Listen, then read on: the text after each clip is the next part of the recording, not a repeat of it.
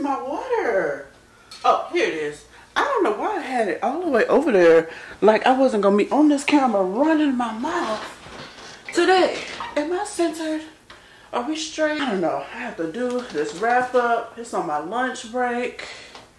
I got all these notes. I don't know. I don't know. Let's just go ahead and get this started.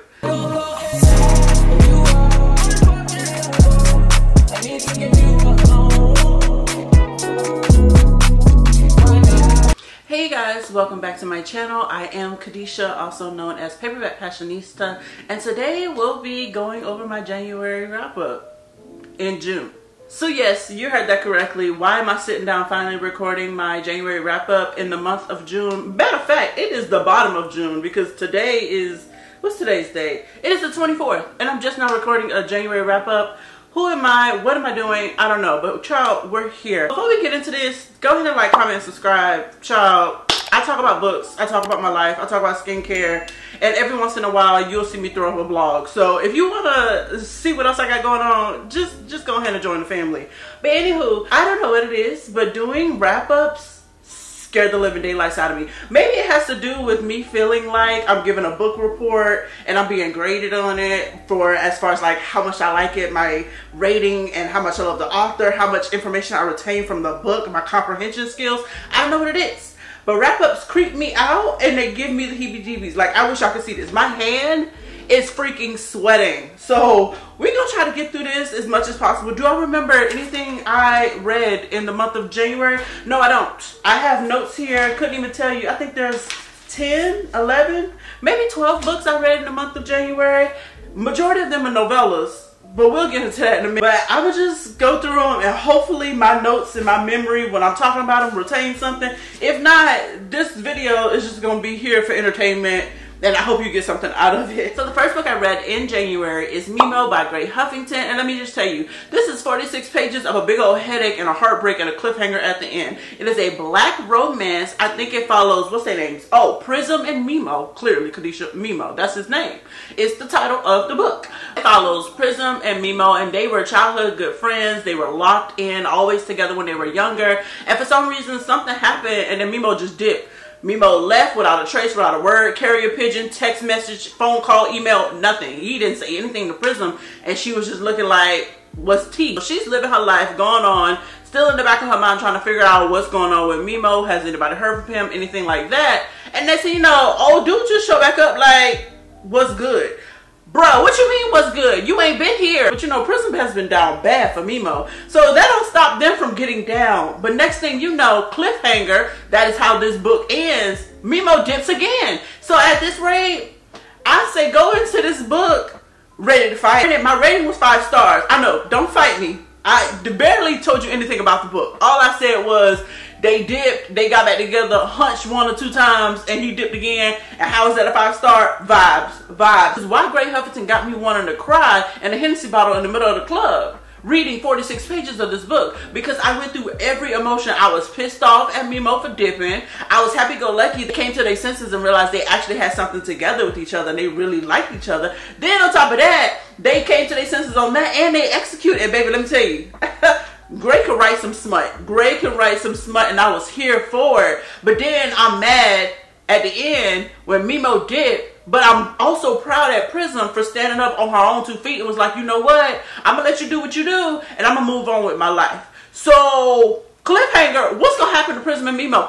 Gray ain't said nothing about the second book. So I'm going to tell you right now, if you don't like cliffhangers, don't read this book. You're going to be pissed off. You're going to be pissed off and mad. But if you want to feel all the feels in 46 pages, go ahead and read Mimo by Gray Huffington. You will not be disappointed. So after I finished Mimo and having all the feelings, kicking and screaming, doing all the things, I was like, okay, Gray, I love the way you write. I love the way you get down with all the emotions. Let me jump back into another series by you. The next set of books I read is in the Gradually Yours series by Gray Huffington. That is Unbreak Me, Uncover Me, and Unleash Me. All of these books are no more than like 50 pages. I think the book that's the longest is the first one. That's 48 pages. So this series follows Solar and Nazir. Nazir.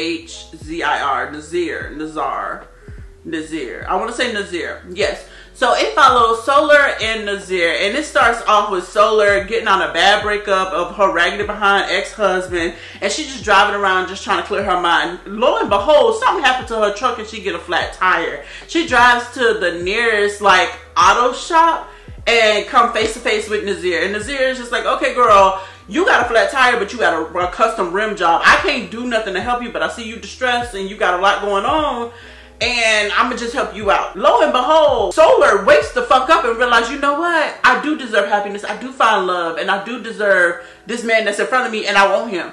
Nazir didn't want nothing to do with this girl. He ain't want nothing to do with Solar. He didn't want to do with her baggage. Didn't want to do with nothing she got going on with all her emotions. But baby, let me tell you, Nazir liked what he seen, and when he came around to it, he ate her up. He ate her up and wrote her poetry. And we love a good man that can write poetry. And that is literally the whole series. Now, there's a lot more going on in that because I can't give you much. It is, baby, they're novellas. If I tell you everything that's happening, you're going to know the whole story. But I'm just here to wet your little palate. I'm just here to tell you, if you want a good man, Savannah, a good man, that's Nazir. That's Nazir. Because, baby, by the time he realized he liked Solar and ain't nobody else going to ever mess over her, oh, he was down bad for old girl and was ready to knock these man's heads off for her. So overall, I rated the series like a 4-star. Yeah, I did rate it a 4-star because the first book I gave it a 5 and the last 2 books I gave them 4. So overall, the series is a 4-star and I definitely highly recommend it if you were.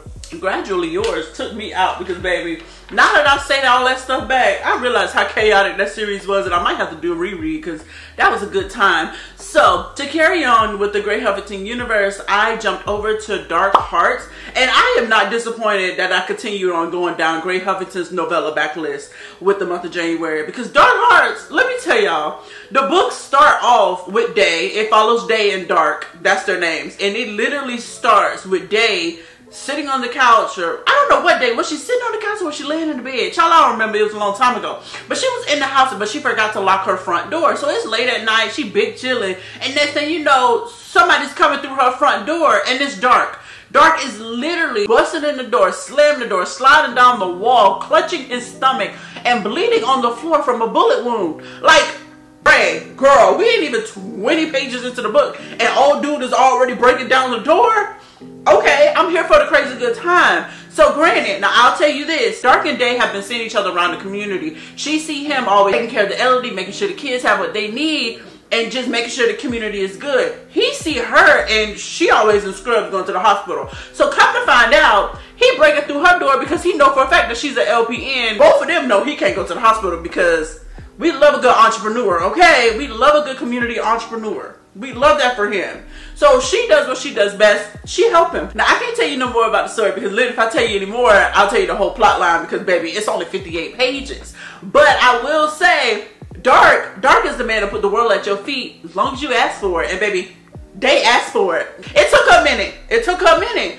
But she asked for it eventually. The next book I read in January is called Softly by Grey Huffington. And I'm going to tell you right now, baby, it is 33 pages of feel-good feels and spin the blocks and second chances.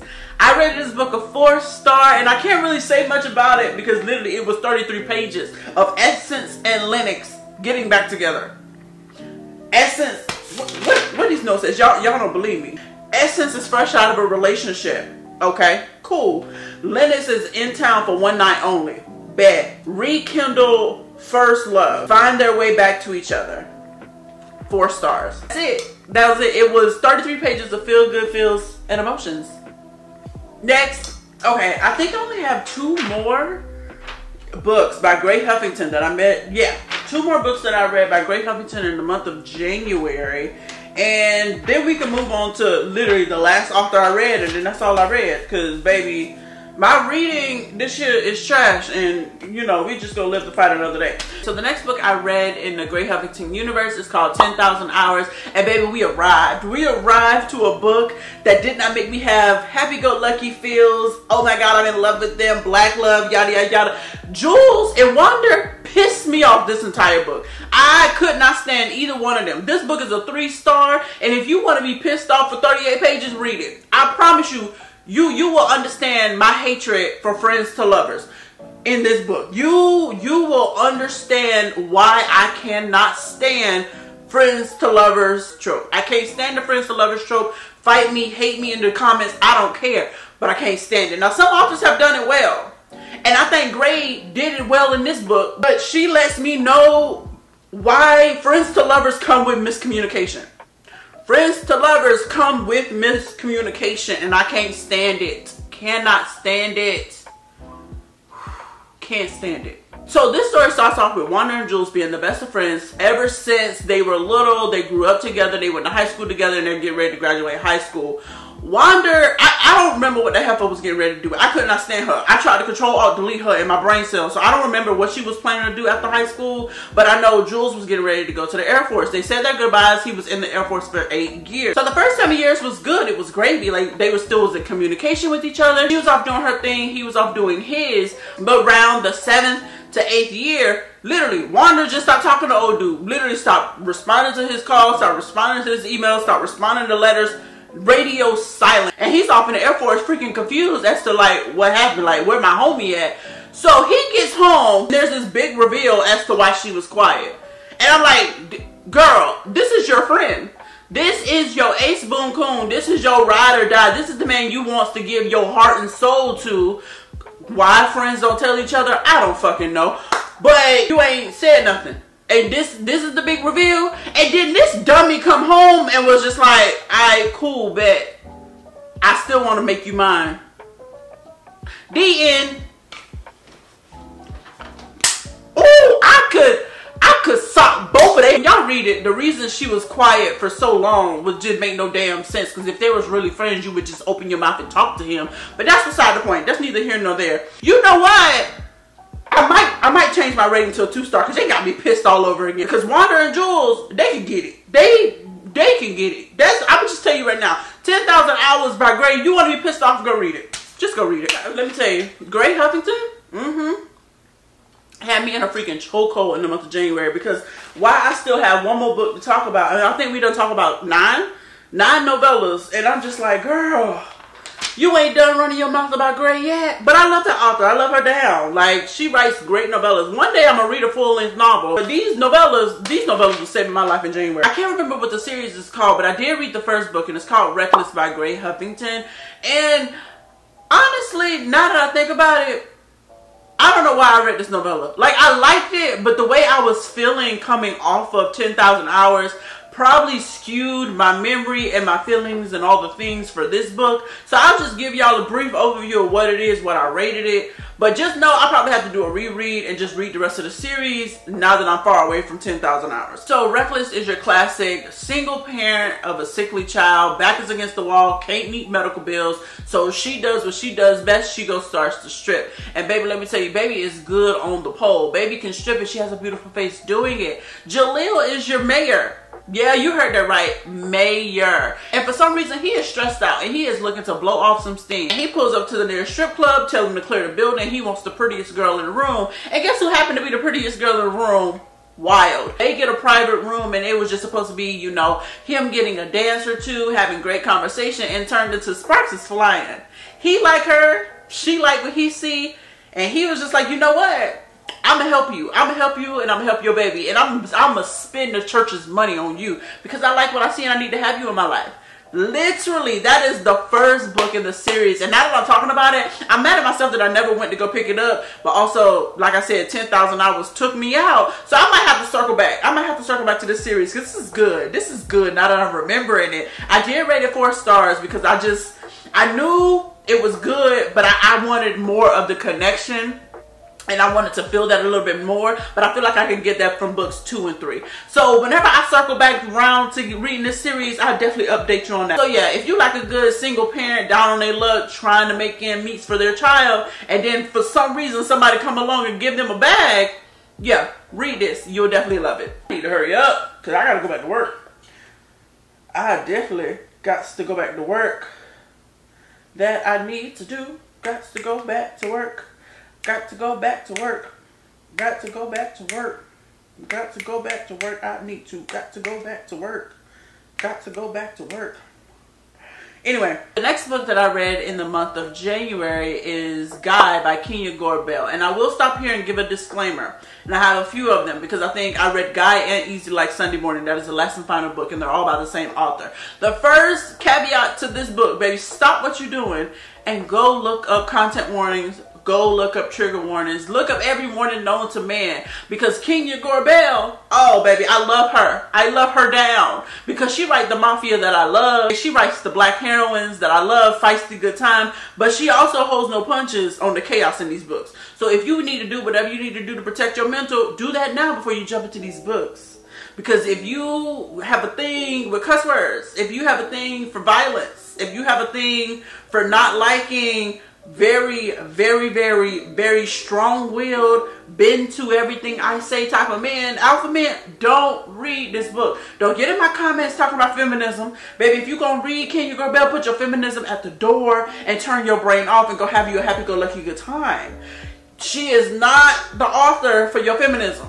She isn't. So let me tell you now, take care of yourself. This is your warning. Okay, let's get into this review. I love Kenya. Baby, I don't know why it took me so long to read Kenya Gore-Bell. I think my friend Deja recommended this book to me, and I am glad she did, and she made me stop and read this book because the way I picked it up and could not put it down, I read it all in one sitting. I read the majority of it in one sitting, fell asleep, and then finished it the following morning because it was that good. Did my battery just die and it took me 2 hours to charge it because I'm an amateur and I don't have multiple batteries? Yes. Am I going to continue on with this video like nothing ever happened? Absolutely. So if you see a lighting change, don't judge me, girl. I'm trying to get it together. So much happened in this book that I can barely even tell you what the gist of it is. All I can say is Cree is a restaurant owner. She owns her own restaurant. She's an excellent chef. There's a Japanese billionaire. I think he works in tech. He's the head of the head. He got a bunch of businesses, all the things, and he likes to come to her restaurant and literally just sitting there with all of his business companions and damn near take over her doggone restaurant. Long story short, Cree got a little brother. He's a little hellion. He over here trying to take some money and mess over the billionaire's company. And the billionaire's like, you know what? To get back and to make sure your brother don't be out of here, I got a thing for your sister.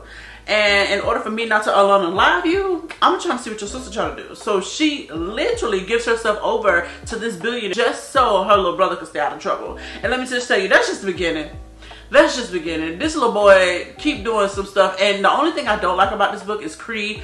She is so self-sacrificing for this little boy, and I don't understand why. I get it. It's your family member. You're gonna give your all and make sure he don't stay on the straight and narrow. But at some point, you have to realize he just want to be in trouble, and you got to let him sink or swim. But last time I checked, this situation played out for Cree because not only did she find her man, but Kiyoshi, oh, he'll die for her.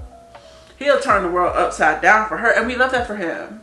We love a billionaire that's putting the world at black women's feet, and that's exactly what Kiyoshi did. So big ups to Kenya Gore-Bell for writing that series. I will say there is some light BDSM in here. There's some light to medium BDSM. Dirty talking is through the roof.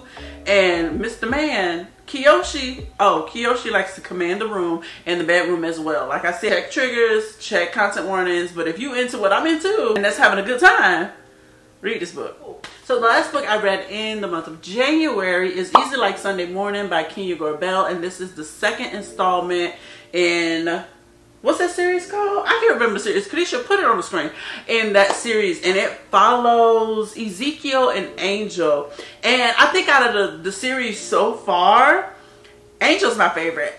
I want to say Angel's my favorite, but I feel like book 4, Toxic, is going to give it to me. And I haven't read it yet. But we're going to get into that. So much happens in this book to try to tell you exactly what happened, what the story is actually about outside of Angel being crazy over Ezekiel. That is literally the entire book. I will stop here and say, if you're not a fan of the miscommunication trope, don't read this book. Just skip over this installment and jump over to the next one. Maybe catch somebody's, recap and deep dive on another social media platform about what this story is about, because the miscommunication trope is this entire book. It is the whole book. It follows Angel and Ezekiel. Angel is I want to say he's the president. Yeah, he has to be the president. Yeah, he's the president of the local motorcycle club. So backstory.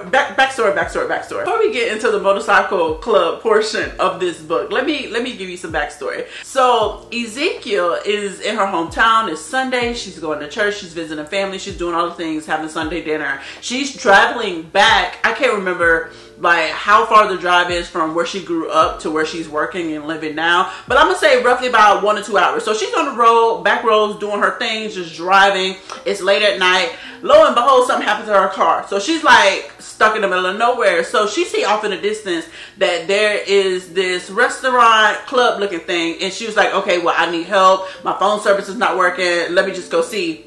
Now, you know, if somebody told this girl, if she got good sense, you ain't supposed to go into a restaurant that got nothing but motorcycles on the outside. She hops her happy behind through the doors, and y'all already know how this is about to go. You, as a single woman, do not go into a motorcycle club unclaimed. And that's exactly what unfolds. She walks in, and everybody is just like, is she with you? Is she free game? These men in here acting crazy, but Angel off in the cut like, she's mine. And that's literally the whole book. That is the whole book.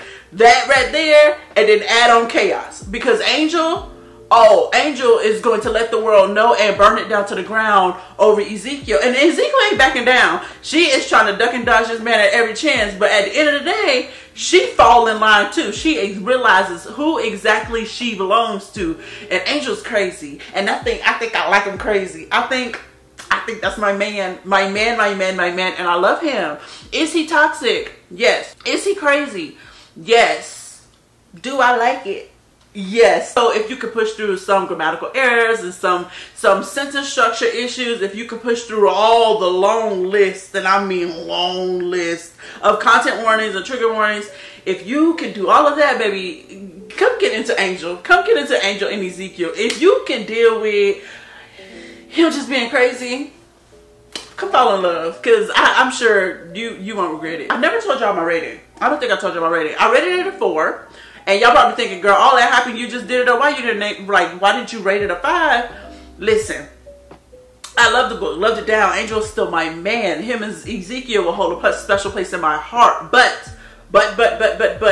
it did get to a point where that book was long. It felt real long, real drawn out, and I was like, girl, Kenya, love you down. Let's truncate some of this stuff, because it felt like it was dragging towards the end. So I was like, am I losing interest? Am I not loving Angel the way I want to? No, the book is just long. I still love that man, love him down, but also the book was just a little longer at the end. But other than that, it's good. It's good, and I loved it. I still to this day do not know how many books that I read in the month of January. Like, why are you doing a video and you don't know what's in here? Is it 1? That's 4, 5, 6, 7, 8, 9, 10. Okay, so it's 10 books. All right, let's wrap this up. Alrighty, so thank you guys for tuning into this video. That is the 10 books that I read in the month of January. If you like the chaos that is me in these wrap-ups and however I got this information over to you, don't forget to like, comment, and subscribe. And yeah, I'll see you in the next one. Bye.